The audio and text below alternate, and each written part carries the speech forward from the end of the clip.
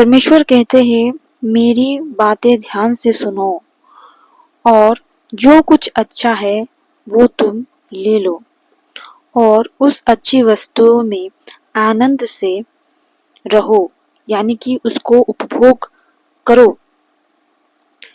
परमेश्वर हमारे लिए जो कुछ भी कहते हैं वे बिना किसी कारण के नहीं कहते।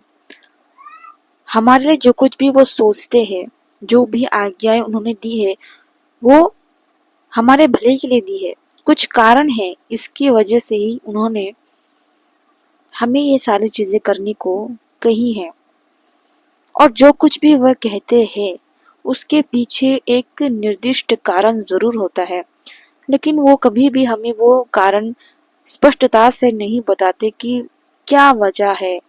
और हम उनकी कही हुई बातों पर कभी कभी ध्यान नहीं देते और उनकी बातों को हम नहीं मानते, जिससे कि हम विपत्ति में पड़ जाते हैं, हम दुविधा में पड़ जाते हैं, प्रॉब्लम्स हमारे जीवन में आ जाती है।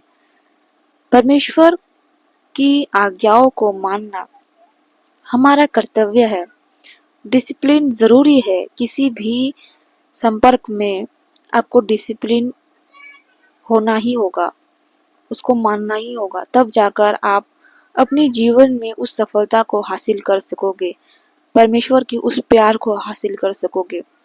परमेश्वर कहते हैं, अगर तुम मेरी कही हुई हर इच्छाओं को मानते हो, उसको करते हो और जो कुछ मैंने आज्ञाएं दी है उसका पालन करते हो, उसको छोड़कर सबसे परमेश्वर किसी न किसी तरीके से बात किया करते हैं। परमेश्वर सभी को संकेत दे देते हैं कि उनको क्या करना चाहिए। अगर परमेश्वर की कही हुई को वो करते हैं तो परमेश्वर कहते हैं कि मैं तुमसे एक वादा, एक रिश्ता बांधूंगा जो कभी भी नहीं खत्म होगा, सच्चे प्यार का रिश्ता बांधूंगा जो कि अमर रहेगा, जैसे कि दाऊद के साथ उन्होंने बांधा था और हर वो जन के साथ बांधा था और उनके अंतिम दिन तक परमेश्वर उनके साथ रहा। अगर आप उसकी कही हुई हर एक चीज को करते रहते हो, मानते रहते हो, तब वो हमेशा आपके साथ खड़ा रहता है। आपकी हर परिस्थिति में, चाहे वो अच्छी हो या फिर बुरी हो, वो रहता है। परमेश्वर कभी भी हम पर जोर नहीं डालता कि हम उसकी ओर आए, या फिर दबाव नहीं करते कि तुम्हें मेरी बात माननी ही होगी। वे हमें फ्रीडम देते हैं, वे हमें अपनी इच्छा के अनुसार आने के लिए देते हैं। वो समय, वो प्यार वो प्रदान करते हैं जो हमें चाहिए होता है। अगर आप किसी से प्यार करते हो मनुष्य के रीति में, तो वो चाहेगा कि वो पर्सन किसी भी हालत में मुझसे ही प्यार करे और मेरी हर बातों को माने। और आप जो है समझाने लग जाते हो कि ऐसा है, ऐसा है, आपको ये करना ही होगा वरना आप रूठ जाते हो, वगैरह वगैरह। और ज्यादा कुछ होने पर आप उसको छोड़ भी सकते हो। लेकिन परमेश्वर हमें कभी भी अकेला नहीं छोड़ते। भले ही हम उसके कहे हुए बातों को ना माने, उल्टा कर दे या फिर हम कुछ गलत कर दे, तो भी वो हमसे नाराज नहीं होता है, वो हमें छोड़कर कभी भी नहीं जाता है।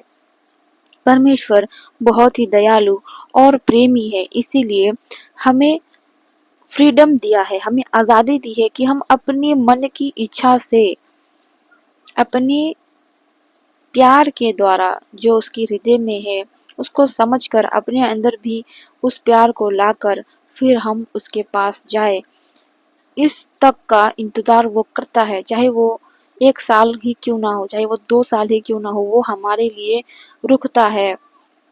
जब तक कि हम उसके पास खुद नहीं चले जाते वो हमारे लिए इंतजार करता है।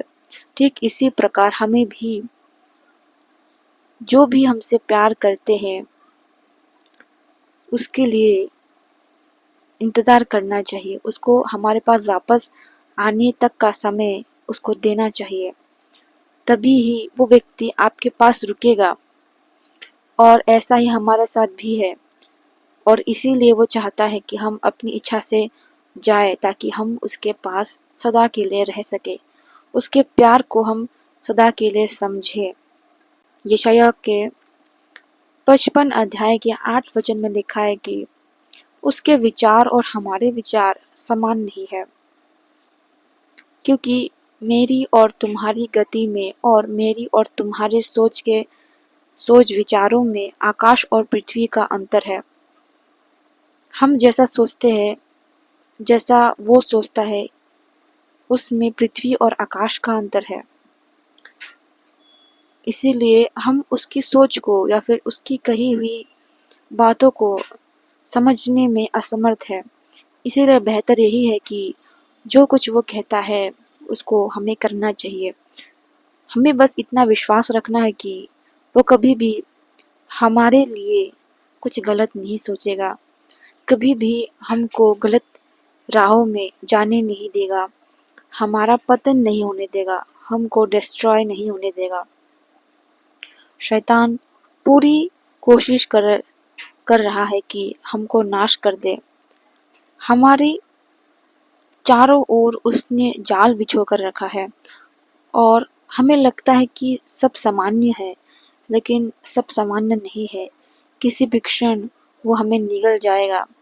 वो इसी ताक में है, जिससे कि वचन कहता है, वो ऐसे भूखे शेरों की तरह अपने चारे को खोज रहा है कि उसको देखते ही फाड़ खाएगा। इसीलिए हमें बहुत ही सावधानी से रहना चाहिए। परमेश्वर का नाम लेकर हमें अपनी ज़िंदगी में आगे बढ़ना चाहिए और उस पर ये विश्वास रखना चाहिए कि वो हर परिस्थिति में हमारे साथ खड़ा रहेगा।